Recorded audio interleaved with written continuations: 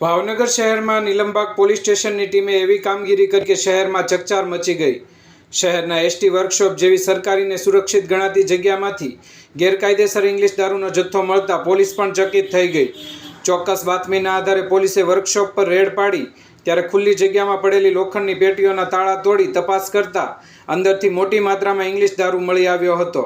તેમજ વર્કશોપના બાથરૂમનો દરવાજો અંદરથી બંધ હોવાના કારણે તેને ખોલતા વધુ ઇંગ્લિશ દારૂની બોટલો અને બિયરના ટીન મળી આવ્યા, જેમાં કુલ 108 ઇંગ્લિશ દારૂની બોટલો તથા બિયરના ટીન મળી આવ્યા હતા, જેમની કિંમત 1,42,750નો મુદ્દામાલ કબજે લઈને હીરાભાઈ ઉર્ફે કિશનભાઈ બચુભાઈ ગોહિલ, વિરેન્દ્રસિંહ અર્જુનસિંહ વાઘેલા, અર્જુનસિંહ ચંદ્રસિંહ ગોહિલ, નરેન્દ્રસિંહ જયેન્દ્રસિંહ જાડેજા, મિતુલભાઈ એચ ખેરડિયા, જીતસિંહ જાડેજા, હિરેન્દ્રસિંહ નટવરસિંહ પઢિયાર, રમેશભાઈ મેઘજીભાઈ અણજારા સહિત 8 શખ્સો સામે ગુનો નોંધી હીરાભાઈ ઉર્ફે કિશનભાઈ બચુભાઈ ગોહિલ નામના એક આરોપીને ઝડપી લીધો હતો।